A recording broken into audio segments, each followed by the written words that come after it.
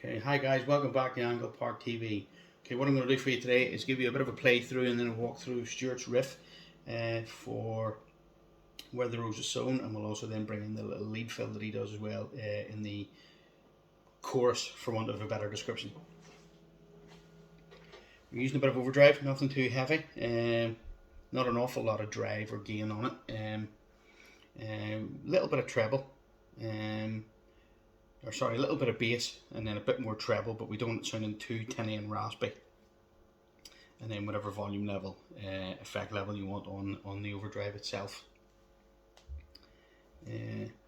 Yeah, so without further ado, here's the riff. Watch carefully. We'll not discuss all the frets because this could take quite a long time if we were doing it that way. So I'll give you a slow playthrough of it, and then we'll do a regular playthrough at the end.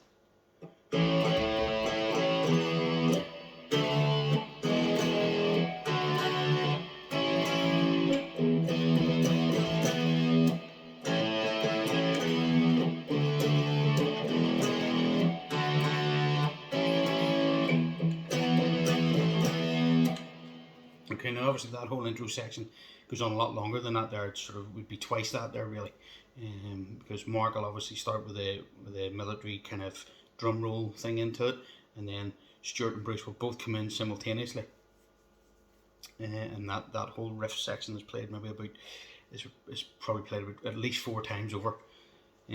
So yep, we'll go through that again. So.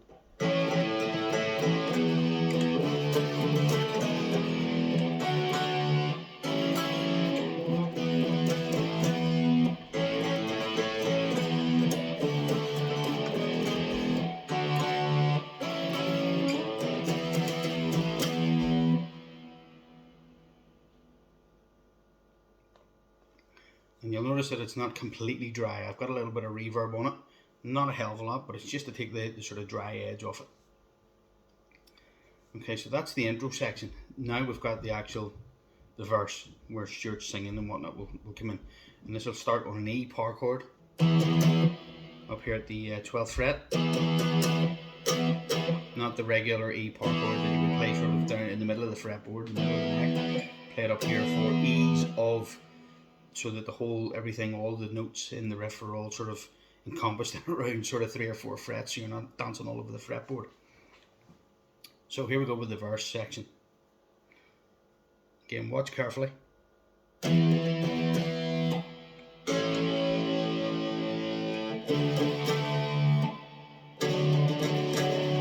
You'll notice there that I'm playing the 2 strings together. 5th string at the 9th fret, and the 6th string at the 10th fret. And again, that will give you that alternate drone, if you like. You might think to yourself, that sounds a bit off kilter, a bit out, but it doesn't really when you hear it in the context of the song and the construction of the song. You'll realise, and you'll notice that there is a lot of these kind of almost inverted power chord notes, for want of a better description, synonymous with songs like Where the Rose Is Sown, Fields of Fire, Harvest Home, things like that there. So let's do that section again. Okay,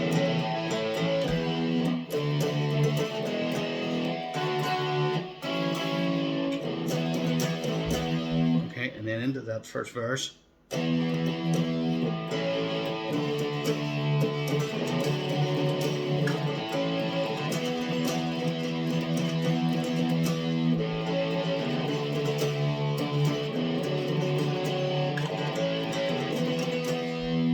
You'll notice my right hand here with the pick, it's almost as if I'm strumming each of those 2 strings when I'm playing each part of the riff, and it's just a natural thing.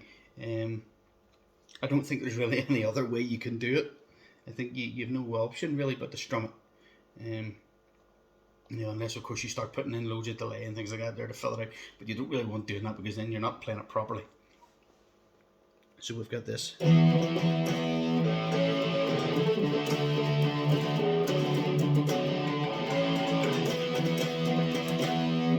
Slight kind of galloping effect, if you like. If you sort of listen to a bit of Iron Maiden stuff, you'll notice that there's a lot of galloping type riffs in a lot of their songs.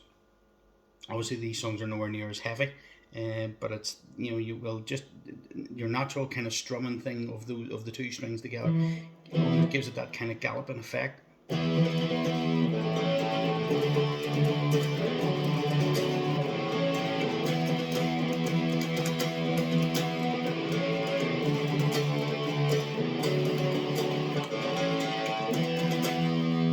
Okay, so that's the verse section covered. Now we've got the little pre-chorus riff, which will start on this D power chord. And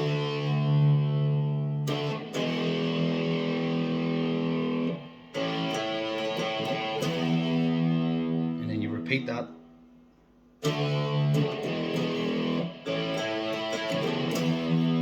then you do it a third time.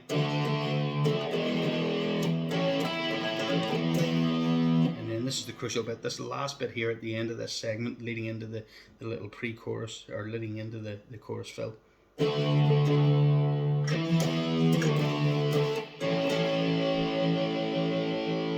Okay, so we've got D, slide back to D quickly, and then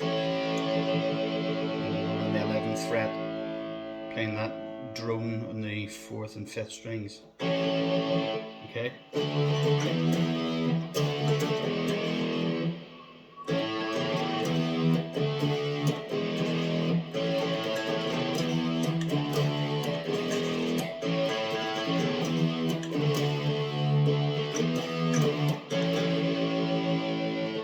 Lead into the lead fill, and this is quite tricky, this here. Again, what I'm using for this is the same kind of overdrive, similar overdrive kind of thing, with not an awful lot more drive on it. I'm using an effect called turbo overdrive on the multi-effects unit. Not a hell of a lot more drive than what I would use for the main riff. Again, a little bit of bass on it, a bit of treble as well, bit of reverb, just as with the previous one, only this time we've now added delay in, so you can hear the actual repeats on the notes. Now, I've set the feedback on it so that there aren't too many repeats. You're literally getting 2 or 3, maybe 4 if you listen very carefully and hear the 4th one just tailing off. But you don't want too many on it, because then it becomes too muddy then if you have too much delay on it, too many repeats. But again, it's just to take the complete dry edge off it. Now this can be quite tricky, this little fill here, this little lead fill. Play it quite high up in the fretboard, and there's a lot of jumping between 3 or 4 frets sometimes. So I say, it can be quite tricky, but just keep playing at it and keep playing at it, and you'll eventually get the hang of it. You might never be perfect at it, and like me, I'm not 100% perfect at it, because there are plenty of times at rehearsals where I'll fluff the odd note, or during a gig I'll fluff a note in it, but you kind of get away with it.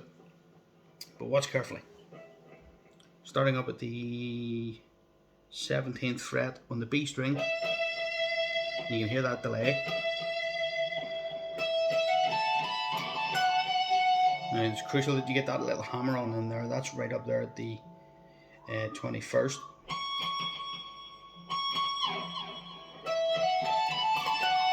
And when you play it fast, it's almost like blink and you miss it, but it's crucial to it.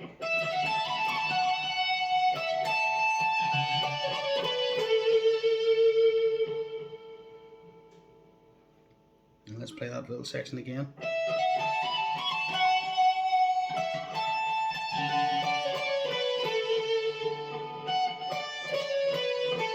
There's a little hammer on in there again.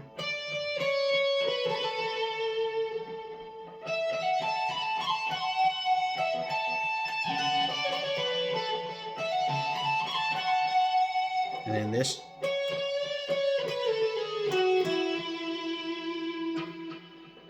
So you've got to slightly bend the string.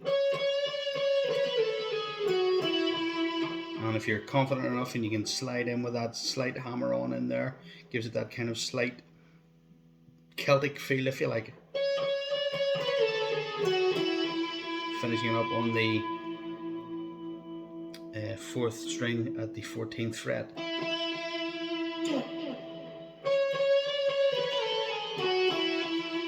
Okay, so if we piece that whole lead section together, we've got this.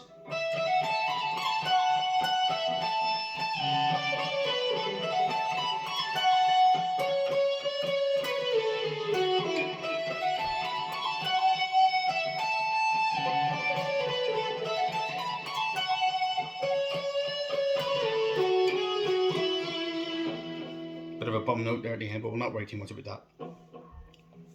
Okay, so let's play the whole thing together now at normal pace, as if the full band were in on it. Obviously they're not today. So with the intro, and we'll just play it right through, from the intro right through to the end of that first chorus section. 1, 2, 3, 4.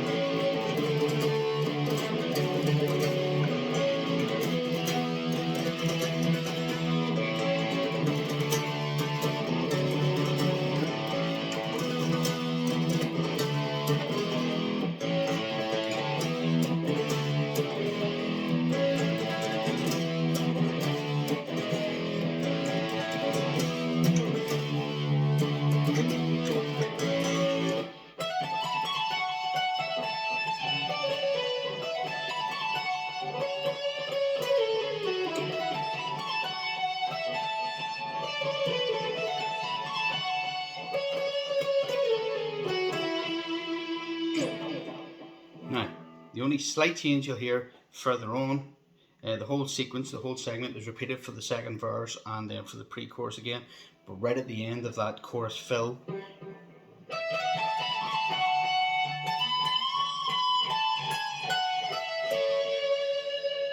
so we'll have this.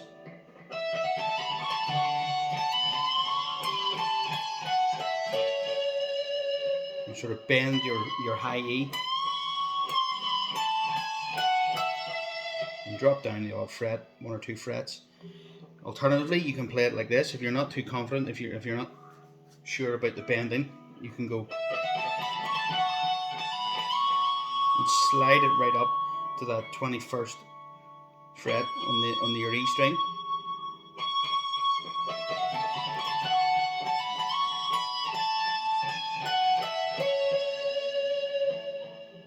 But obviously you'll notice from watching the videos that Stuart does that he'll bend that string.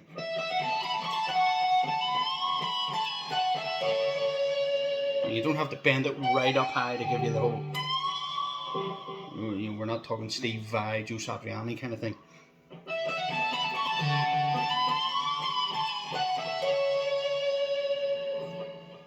And then that will drop you down into the whole thing in the middle section, which is just a repetition of the original opening riff.